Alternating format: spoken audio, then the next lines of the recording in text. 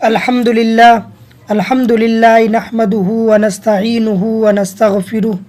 ونؤمن بہ ونتوکل علیہ ونعوذ باللہ من شرور انفسنا ومن سیئات اعمالنا من یہدہ اللہ فلا مضل لہ ومن یضللہ فلا ہادی لہ ونشہد ان لا الہ الا اللہ ونشہد ان سیدنا ومولانا محمدا عبدہ ورسولہ اما بعد فاعوذ باللہ من الشیطان الرجیم بسم اللہ الرحمن الرحیم هو اللہ الذی لا الہ الا هو عالم الغیب والشہادہ هو الرحمن الرحیم صدق اللہ العظیم۔ بزرگان محترم اور برادران عزیز، آج کی محفل میں ہمیں اسلام کے سب سے بنیادی عقیدے یعنی توحید کے بارے میں کچھ ضروری باتیں کرنی ہے۔ ہر مسلمان جانتا ہے کہ اسلام کی بنیاد کلمہ توحید پر ہے۔ جو شخص بھی اسلام کے دائرے میں داخل ہوتا ہے اور وہ کلمہ توحید پڑھ کر یعنی لا الہ الا اللہ محمد الرسول اللہ کا اقرار کر کے داخل ہوتا ہے، اس کلمہ توحید کی انقلابی حیثیت بھی ہر مسلمان کو معلوم ہے، اور اس کا یہ عجیب نتیجہ بھی ہے کہ اس ایک کلمہ کو پڑھ لینے کے بعد انسان کی زندگی میں ایک عظیم الشان انقلاب رونما ہوتا ہے۔ یعنی جو شخص کے اس کلمہ کے پڑھنے سے پہلے کافر تھا، وہ اس کلمہ کے پڑھ لینے کے بعد مسلمان ہو جاتا ہے۔ پہلے جو شخص اللہ کا مبغوض تھا، اس کلمہ کو پڑھ لینے کے بعد اللہ کا محبوب بن جاتا ہے۔ پہلے جو شخص جہنم اور دوزخ کا مستحق تھا، اس کلمہ کے پڑھنے کے بعد جنت کا اور اللہ کی رحمتوں کا سزاوار بن جاتا ہے۔ اور اگر میں یہ کہوں تو اس میں مبالغہ نہیں ہوگا کہ یہ ایک ایسا کلمہ ہے جو انسان کو ایک ہی لمحے میں جہنم کے 7 طبقات سے نکال کر جنت الفردوس کے اعلیٰ ترین درجے میں داخل کر دیتا ہے۔ اور یہ کوئی شاعرانہ مبالغہ نہیں بلکہ ایک ناقابل انکار واقعہ ہے جس کی بے شمار مثالیں تاریخ اسلام میں ملتی ہے۔ ذرا اسی کی تشریح کے لیے ایک واقعہ آپ حضرات کے گوشے گزار کرنا چاہتا ہوں۔ غزوہ خیبر کا واقعہ ہے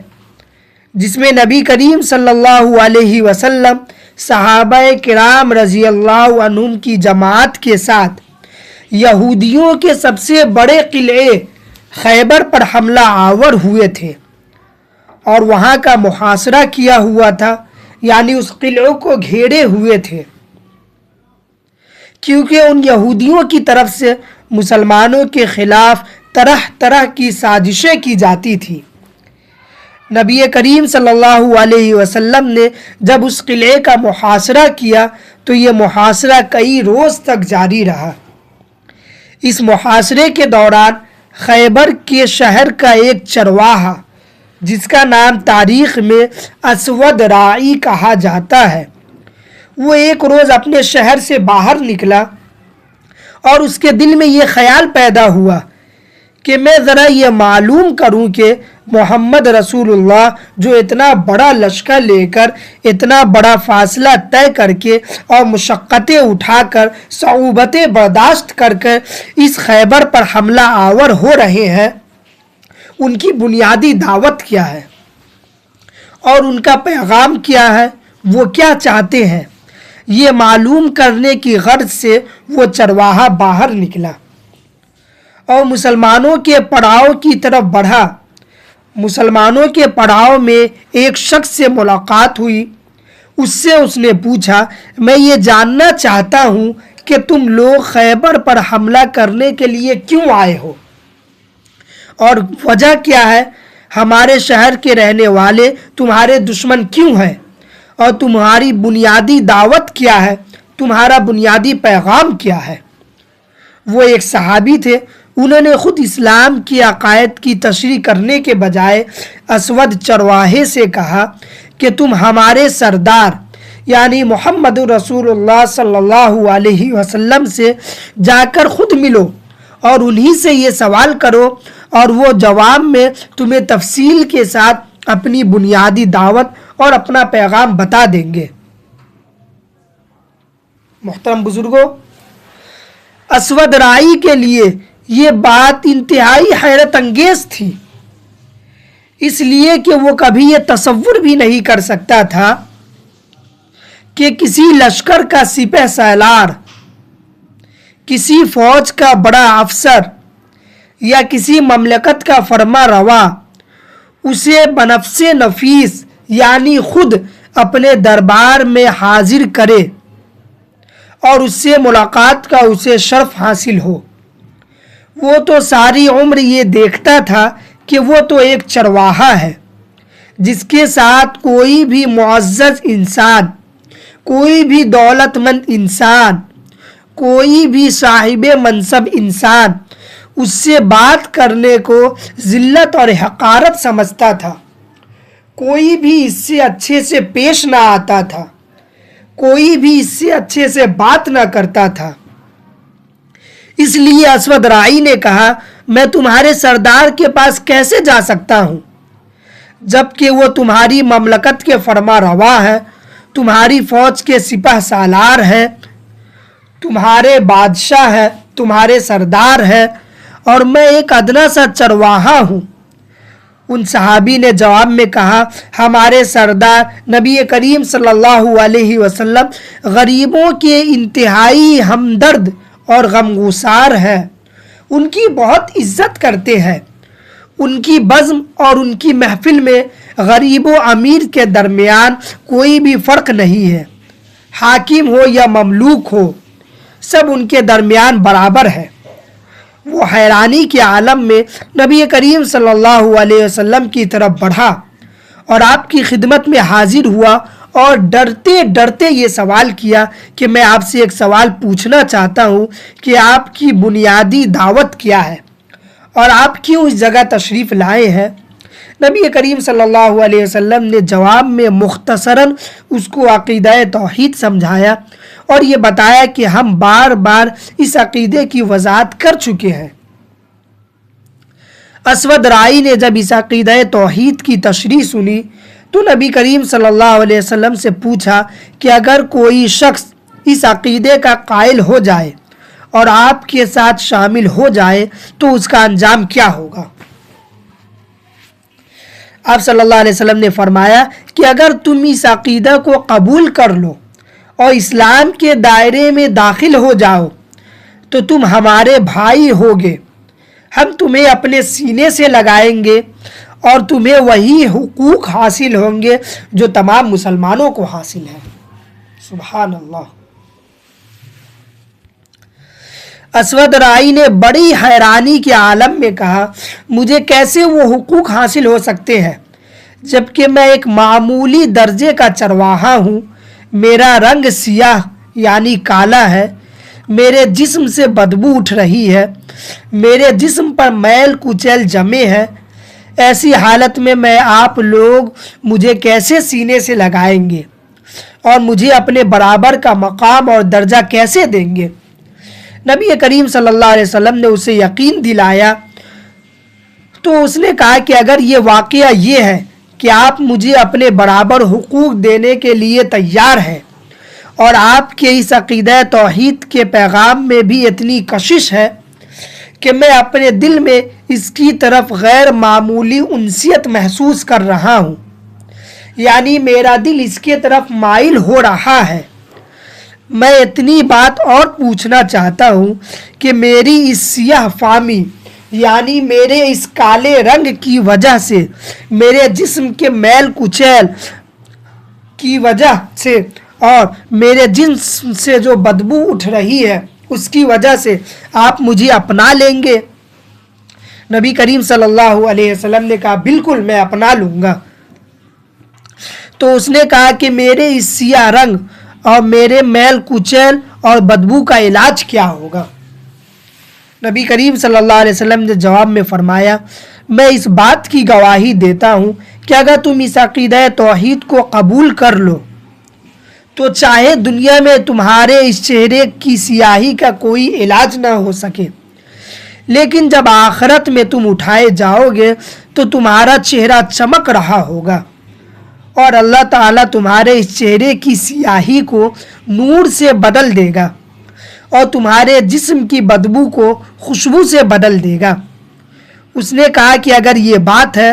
تو پھر اشہد ان لا الہ الا اللہ واشہد ان محمد الرسول اللہ، یہ کہہ کر وہ مسلمان ہو گیا۔ پھر پوچھا کہ اب مجھے بتائیے کہ میرے ذمے کیا فریضہ عائد ہوتا ہے،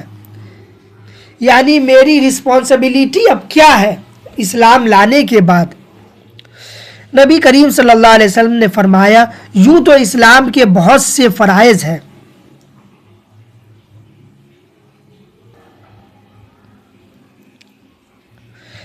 لیکن اس وقت نہ تو نماز کا وقت ہے کہ تمہیں نماز کا حکم دیا جائے، اور نہ روزہ کا مہینہ ہے کہ روزہ رکھوایا جائے، اور نہ زکوٰۃ تم پر واجب ہے کہ تم سے زکوٰۃ دلوائی جائے، اور نہ حج کا موسم ہے کہ تم سے حج کروایا جائے۔ اس وقت تو ایک ہی عبادت اللہ کے لیے انجام دی جا رہی ہے، وہ یہ کہ خیبر کے میدان میں حق و باطل کا معرکہ ہے اور اللہ کے راستے میں دین اسلام کے جانثار اپنی جانیں قربان کر رہے ہیں۔ اس وقت تو تمہارا فریضہ یہ ہے کہ اس جہاد میں شامل ہو جاؤ۔ اسود رائی نے کہا کہ اگر میں اس جہاد میں شہید ہو گیا تو میرا انجام کیا ہوگا؟ نبی کریم صلی اللہ علیہ وسلم نے فرمایا، میں اس بات کی ضمانت دیتا ہوں کہ اگر تم جہاد میں شہید ہو گئے تو اللہ تبارک و تعالی تمہیں سیدھا جنت الفردوس میں پہنچا دے گا۔ سبحان اللہ، دیکھیے کیا مقام ہے کلمہ توحید کا۔ پھر فرمایا، تمہارے چہرے کی سیاہی نور سے تبدیل ہو جائے گی، تمہارے جسم سے بدبو کے بجائے خوشبو مہکے گی، میں اس کی ضمانت دیتا ہوں۔ یہ سن کر اسود رائی نے بکریوں کو شہر کی طرف ہکا دیا اور لشکر اسلام میں شامل ہو گیا۔ لڑائی کافی دیر تک جاری رہی۔ جب جنگ کا اختتام ہو گیا اور خیبر فتح ہو گیا اور نبی کریم صلی اللہ علیہ وسلم شہداء کی لاشوں کا معائنہ کرنے نکلے تو انہی لاشوں میں ایک لاش اسود رائی کی بھی تھی۔ جب وہ آپ کی خدمت میں لائی گئی تو آپ کی مبارک آنکھوں میں آنسو آ گئے اور آپ نے فرمایا کہ یہ عجیب و غریب شخص ہے، یہ ایک ایسا شخص ہے جس نے اللہ کے راستے میں کوئی ایک سجدہ نہیں کیا، یہ وہ شخص ہے جس نے اللہ کے راستے میں کوئی پیسہ خرچ نہیں کیا، یہ وہ شخص ہے جس نے اللہ کے راستے میں کوئی عبادت انجام نہیں دی، لیکن میں اپنے آنکھوں سے دیکھ رہا ہوں کہ یہ شخص سیدھا جنت الفردوس میں پہنچ گیا، اور میں اپنی آنکھوں سے دیکھ رہا ہوں کہ اللہ تعالیٰ نے اس کے چہرے کی سیاہی کو نور سے بدل دیا ہے، اس کے جسم کی بدبو اور میل کچیل کو خوشبو سے مہکا دیا ہے۔ یہ جو میں نے عرض کیا تھا کہ ایک کلمہ لا الہ الا اللہ ایک لمحے میں انسان کو جہنم کے ساتوں طبقات سے نکال کر جنت الفردوس کے اعلیٰ ترین درجے میں پہنچا دیتا ہے، یہ کوئی مبالغہ نہیں ہے، بلکہ اس واقعے سے اس کا ایک عملی ثبوت فراہم ہوتا ہے کہ صرف لا الہ الا اللہ محمد الرسول اللہ نے اس شخص کے انجام میں اتنا حیرت انگیز انقلاب برپا کر دیا۔ اب سوچنے کی بات ہے کہ یہ زبردست انقلاب جو انسان کی زندگی میں بھی اور اس کے انجام میں بھی اس حکم کی بدولت پیدا ہوا، اس کی وجہ کیا ہے؟ کیا یہ کلمہ کوئی منتر ہے یا کوئی جادو ہے کہ اس کلمہ کے پڑھنے کے بعد انسان جہنم سے نکل کر جنت الفردوس میں داخل ہو جاتا ہے؟ جو پہلے اللہ کا مبغوث تھا وہ اب اللہ کا محبوب بن جاتا ہے۔ واقعہ یہ ہے کہ یہ کوئی منتر نہیں اور نہ ہی کوئی جادو ہے۔ حقیقت یہ ہے کہ یہ کلمہ لا الہ الا اللہ محمد الرسول اللہ ایک معاہدہ ہے، ایک اقرار ہے جو انسان اپنے پروردگار سے کرتا ہے۔ جب کوئی شخص یہ کہتا ہے لا الہ الا اللہ تو اس کے معنی یہ ہے کہ اللہ کے سوا کوئی معبود نہیں، میں اللہ کے سوا ہر معبود سے بری ہوتا ہوں اور ہر معبود کی معبودیت سے انکار کرتا ہوں، اور محمد رسول اللہ صلی اللہ علیہ وسلم کو اللہ کا سچا پیغمبر مانتا ہوں۔ اس معاہدے کا مطلب یہ ہے کہ میں پوری زندگی جو گزاروں گا وہ تمام تر اللہ کی رضا کے مطابق، اس کی احکامات کے مطابق اور اس کی خوشنودی کے مطابق گزارنے کی کوشش کروں گا۔ یہی وہ معاہدہ کرنے کی بدولت اس کی زندگی میں یہ انقلاب برپا ہوتا ہے کہ پہلے وہ اللہ کا مبغوث تھا تو اب محبوب بن گیا، پہلے کافر تھا اب مسلمان بن گیا، پہلے جہنمی تھا تو اب جنتی بن گیا۔ یہ سارا انقلاب اس معاہدے کی بدولت پیدا ہوتا ہے۔ اسی معاہدے کا نام شریعت میں توحید ہے۔ آپ جانتے ہیں کہ حضرت آدم علیہ السلام سے لے کر سرکار دو عالم صلی اللہ علیہ وسلم کے زمانے تک جتنے بھی انبیاء علیہ السلام تشریف لائے، سب نے ایک ہی بنیادی دعوت دی، وہ توحید کی دعوت تھی۔ جتنی قوموں پر عذاب نازل ہوا وہ اسی توحید سے روگردانی کی بنیاد پر نازل ہوا۔ انبیاء علیہ السلام نے جو مشقتیں، جو صعوبتیں اٹھائی وہ اسی توحید کی نشر و اشاعت اور اسی کو پھیلانے کے لیے اٹھائی۔ یہ ایک ایسا بنیادی عقیدہ ہے جو اسلام اور اللہ کے دین کا بنیادی پتھر کہلانے کا مستحق ہے۔ اور اسلام کا مطلب یہ ہے کہ اللہ کو معبود قرار دے، اس کے سوا ہر معبود کی نفی کی جائے، ہر معبود سے برات کا اظہار کیا جائے اور اللہ کے سوا کسی کے حکم کی تعمیل نہ کی جائے۔ علماء نے لکھا ہے کہ توحید کی دو قسمیں ہوتی ہیں، ایک توحید اعتقادی، دوسرا توحید عملی۔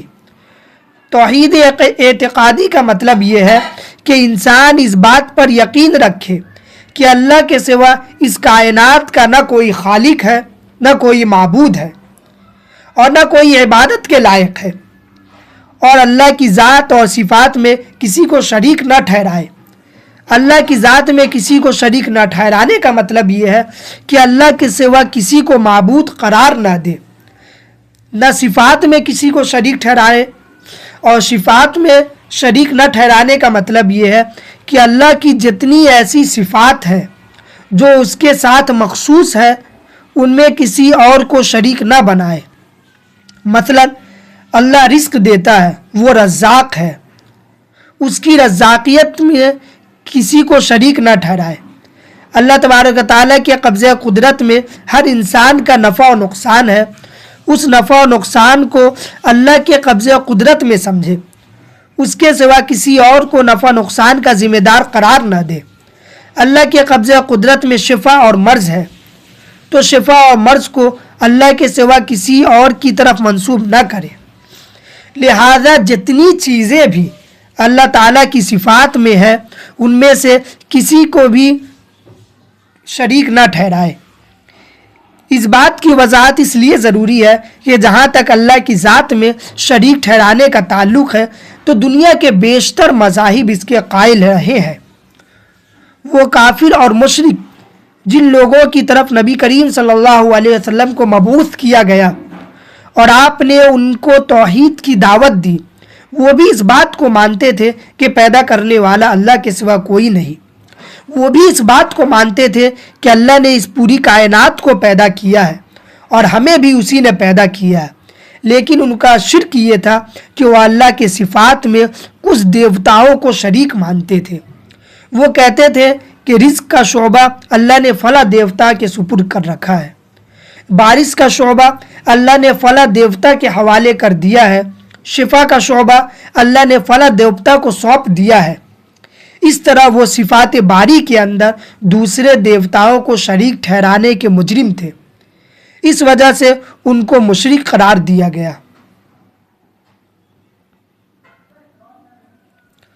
توحید کی دوسری قسم ہے توحید عملی۔ توحید عملی کا مطلب یہ ہے کہ یہ اعتقاد رکھے کہ اللہ کے سوا کوئی معبود نہیں۔ یہ انسان کی عملی زندگی میں اس طرح رچ اور بس جائے کہ ہر آن اس کو یہ حقیقت مستحضر رہے کہ اللہ کے سوا کوئی شخص مجھ کو نہ نقصان پہنچا سکتا ہے اور نہ نفع پہنچا سکتا ہے، اور نہ اللہ کے سوا کوئی واجب الاطاعت ہے۔ مجھے اللہ کے حکم کی اطاعت کرنی ہے۔ اللہ کے حکم کی اطاعت میں کوئی بڑی سے بڑی قربانی پیش کرنے سے بھی دریغ نہ کرے۔ یہ اعتقاد جب انسان کی زندگی میں رچ بس جاتا ہے تو اس کو صوفیہ کی اصطلاح میں یہ کہا جاتا ہے کہ اس کو توحید عملی کا مقام حاصل ہو گیا۔ سرکار دو عالم صلی اللہ علیہ وسلم کا واقعہ آپ نے سنا ہوگا کہ ایک غزوے کے موقع پر آپ ایک جگہ دوپہر کے وقت ایک درخت کے سائے میں آرام فرما رہے تھے۔ اتنے میں دشمن کا ایک شخص ادھر نکلا۔ آپ کی تلوار درخت سے لٹکی ہوئی تھی۔ اس نے آپ کی تلوار پر قبضہ کیا اور نبی کریم صلی اللہ علیہ وسلم کو جگایا اور آپ سے کہا کہ اب تمہیں مجھ سے کون بچائے گا؟ وہ آپ صلی اللہ علیہ وسلم کا خون کا پیاسا تھا۔ اس کے ہاتھ میں تلوار بھی تھی، بازو میں طاقت بھی تھی، اور وہ نبی کریم صلی اللہ علیہ وسلم پر بری نیت سے حملہ کرنے آیا تھا۔ لیکن اس کے باوجود نبی کریم صلی اللہ علیہ وسلم نے بڑے اطمینان سے یہ جواب دیا، مجھے بچانے والا اللہ ہے۔ مطلب یہ تھا کہ اللہ کو اس وقت مجھے مارنا منظور ہے تو دنیا کی کوئی طاقت مجھے نہیں بچا سکتی، اور اگر اللہ کو مجھے اس وقت مارنا منظور نہیں تو دنیا کی کوئی بھی طاقت مجھے مار نہ سکے گی۔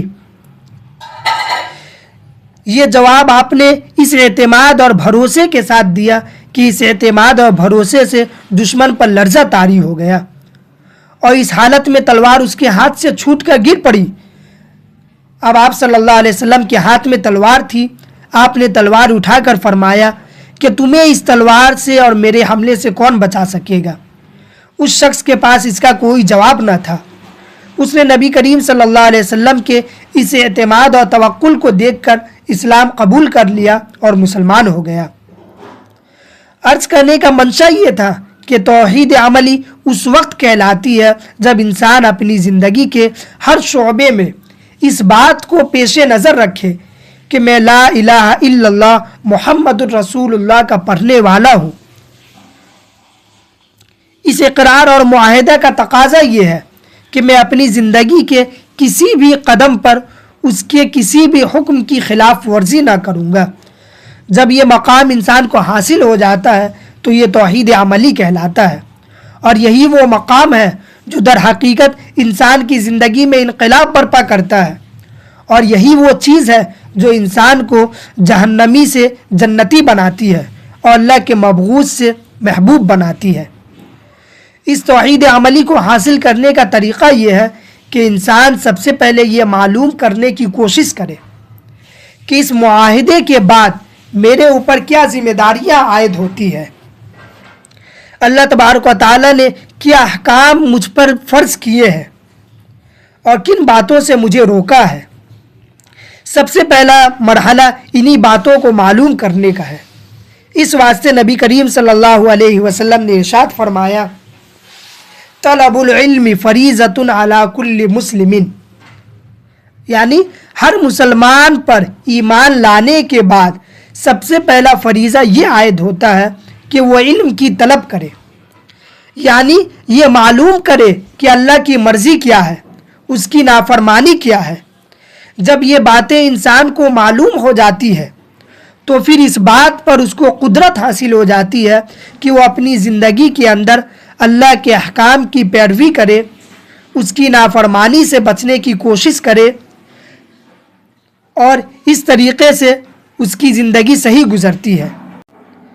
اللہ تبارک و تعالیٰ سے دعا ہے کہ اللہ تعالیٰ ہم سب کو توحید کے صحیح تقاضوں کو سمجھنے کی توفیق عطا فرمائے اور ان پر پوری طرح عمل پیرا ہونے کی توفیق عطا فرمائے، اور اس کے ثمرات اور نتائج سے ہمیں بہراور فرمائے۔ میں امید کرتا ہوں کہ آپ کو یہ باتیں سمجھ میں آ گئی ہوگی۔